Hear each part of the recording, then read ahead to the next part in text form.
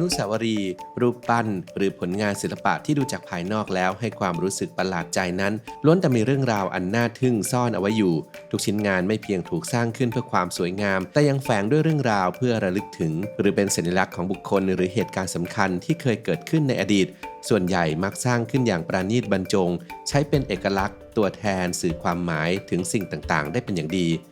อย่างไรก็ตามบนโลกใบนี้ยังมีการสร้างอนุสาวรีย์ที่แปลกและแตกต่างแฝงไว้ซึ่งเรื่องราวบางอย่างที่เราคาดไม่ถึงว่าจะได้พบเจอคลิปนี้อับดุลไททูบจะพาทุกคนไปรู้จักกับ5ประติมากรรมสุดแปลกทั่วโลกจะมีที่มาที่ไปเป็นอย่างไรไปติดตามพร้อมๆกันเลยครับ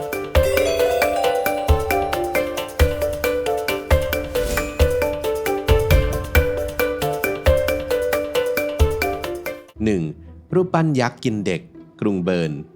ประติมากรรมรูปยักษ์กินเด็กหรือ The Child Eater of Bern อยู่บนยอดของน้ำพุบริเวณจัตุรัสคอนเฮาส์พลัสที่กรุงเบิร์นประเทศสวิตเซอร์แลนด์สร้างขึ้นในปี 1545 ถึง 1546 โดยฮันส์เกียงประติมากรที่มีชื่อเสียงในยุคนั้นรูปปั้นนี้กลายเป็นอนุสาวรีย์ที่แปลกประหลาดด้วยลักษณะที่ดูน่ากลัวชวนหลอนเป็นรูปคนกำลังกินเด็กและที่เป้สะพายไหล่ยังมีเด็กอีก3คนอยู่ในนั้นจนชวนสงสัยว่าความหมายของรูปปั้นนี้ต้องการสื่อถึงอะไรซึ่งมีข้อสันนิษฐานหลักๆรวม4ข้อด้วยกันคือข้อแรกรูปปั้นนี้สร้างขึ้นมาเพื่อข่มขวัญชาวยิวโดยสังเกตได้จากหมวกที่รูปปั้นสวมใส่เป็นหมวกที่ชาวยุโรปในขณะนั้นบังคับให้ชาวยิวใส่เอาไว้เพื่อเป็นสัญลักษณ์แบ่งแยกชาวยิวออกจากชาวยุโรปอย่างชัดเจน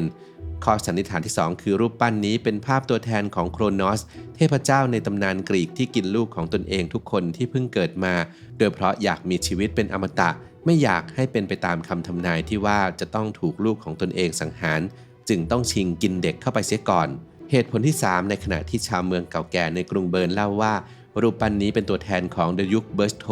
หนึ่งในผู้ก่อตั้งเมืองที่ถูกพี่ชายเมินเฉยไม่สนใจจนท้ายที่สุดเขาก็กลายเป็นบ้าและไล่จับเด็กในเมืองมากินและความหมายสุดท้าย4ก็คือเชื่อกันว่าในช่วงสงครามยามที่บ้านเมืองเกิดการเปลี่ยนแปลงเข้าสู่ยุคที่ยากลำบากไม่มีอันจะกินจนต้องกินเนื้อหมาแมวหรือแม้กระทั่งเนื้อมนุษย์ด้วยกันเองเป็นอาหาร 2. หัดแห่งทะเลทรายชิลีอนุสาวรีย์หัดแห่งทะเลทรายหรือ Hand of the Desert ตั้งอยู่ในทะเลทรายอันตาคามาทางตอนเหนือของประเทศชิลีรูปปั้นนี้สร้างเสร็จในปี 1992 โดยมาริเออร์อีราราซาบาลประติมากรชาวชิลีผู้หลงใหลในรูปทรงของมือมนุษย์หัดแห่งทะเลทรายนี้มีความสูง11 เมตรทำด้วยคอนกรีตและโครงโลหะ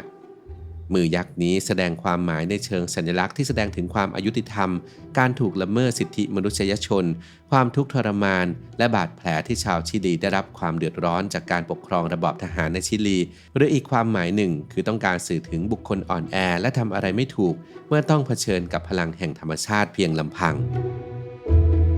3. ต้นไม้ไฟจราจรกรุงลอนดอนต้นไม้ไฟจราจรหรือ The Traffic Light Tree ออกแบบโดยปีแอร์วีวองประติมากรชาวฝรั่งเศสสร้างขึ้นในปี 1998 เป็นประติมากรรมจัดวางในพื้นที่สาธารณะตั้งอยู่ระหว่างถนนพอปลาและแบล็กวอลในกรุงลอนดอนประเทศอังกฤษมีความสูง 8 เมตรประกอบไปด้วยไฟจราจรทั้งหมด 75 ดวงโดยที่ไฟจราจรนี้ไม่สามารถใช้งานบอกทิศทางเดินรถได้จริงเป็นเพียงผลงานศิลปะที่นำมาตั้งโชว์เอาไว้เท่านั้นสำหรับความหมายของอนุสาวรีย์นี้คือรูปแบบของแสงไฟที่เปลี่ยนไปสะท้อนถึงจังหวะที่ไม่มีวันสิ้นสุดของการเชื่อมโยงกับกิจกรรมต่างๆที่เต็มไปด้วยความสับสนและอาจจะคาดไม่ถึงเป็นความเปลี่ยนแปลงที่ไม่แน่นอนของชีวิตหรือในอีกความหมายหนึ่งก็คือการสร้างอนุสาวรีย์ที่เรียนแบบต้นลอนดอนเพลนทรีต้นไม้ประจำกรุงลอนดอนที่สามารถพบเห็นได้ทั่วไป 4. รูปปั้นโมอายเกาะอีสเตอร์รูปปั้นโมอายบนเกาะอีสเตอร์เกาะที่อยู่กลางมหาสมุทรแปซิฟิกในอาณาเขตของประเทศชิลีชาวตะวันตกผู้ค้นพบและทำให้รูปปั้นนี้เป็นที่รู้จักในวงกว้างก็คือยาคอบร็อกเกอร์วีนนักเดินเรือชาวดัชที่แล่นเรือมาพบกับเกาะนี้ในวันอีสเตอร์ของปี 1722 จึงตั้งชื่อเกาะว่าเกาะอีสเตอร์และพบว่ามีรูปปั้นลึกลับตั้งอยู่กระจัดกระจายมากกว่า 800 ตัวทั่วทั้งเกาะรูปปั้นบนเกาะมีลักษณะรูปร่างคล้ายกับมนุษย์ส่วนของศีรษะมีขนาดใหญ่เด่นชัดแกะสลักเป็นรูปใบหน้าคนสร้างจากหินและกากแร่ภูเขาไฟหรือหินบาซอลต์ ความหมายและวัตถุประสงค์ของการสร้างโมอายนั้นยังไม่เป็นที่แน่ชัดแต่มีการสันนิษฐานกันไปต่างๆข้อสันนิษฐานที่แพร่หลายมากที่สุดคือมันถูกสร้างขึ้นโดยชาวโพลินีเซียนซึ่งอาศัยอยู่บนเกาะนี้เมื่อกว่า 1,000 ปีมาแล้วเพื่อเป็นตัวแทนของบรรพบุรุษผู้ล่วงลับหรือต้องการสื่อถึงบุคคลสำคัญ 5. ฉลามหัวปัก Headington Shark ฉลามหัวปักหรือ Headington Shark ทำจากไฟเบอร์กลาสสูง 7.5 เมตรออกแบบโดยจอห์น บัคลีย์ในปี 1986 ตั้งอยู่ในย่านเฮดดิงตัน ออกฟอร์ด ประเทศอังกฤษ โดยตัวศิลปินได้รับมอบหมายจากบิล ไฮเจ้าของบ้านให้สร้างขึ้นมาครับ โดยได้รับแรงบันดาลใจจากการที่เจ้าของบ้านได้ยินเสียงเครื่องบินรบอเมริกันที่บินจากอัปเปอร์เฮลฟอร์ดใกล้กับเมืองออกฟอร์ดเพื่อไปปฏิบัติภารกิจทิ้งระเบิดที่ลิเบีย ประติมากรรมชิ้นนี้จัดทำขึ้นเพื่อประท้วงการโจมตีของกองทหารอเมริกันต่อต้านการทิ้งระเบิดที่มาพร้อมกับแถลงการต่อต้านอาวุธนิวเคลียร์โดยฉลามที่หัวปักลงบนหลังคาบ้านถูกนำมาใช้เป็นสัญลักษณ์อุปมาเหมือนกับการทิ้งระเบิดนั่นเอง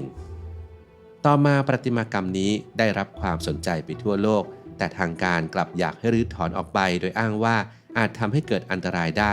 แต่เจ้าของบ้านไม่ยินยอมและต่อสู้ทุกวิถีทางเพื่อให้ประติมากรรมชิ้นนี้ยังคงอยู่ต่อไปได้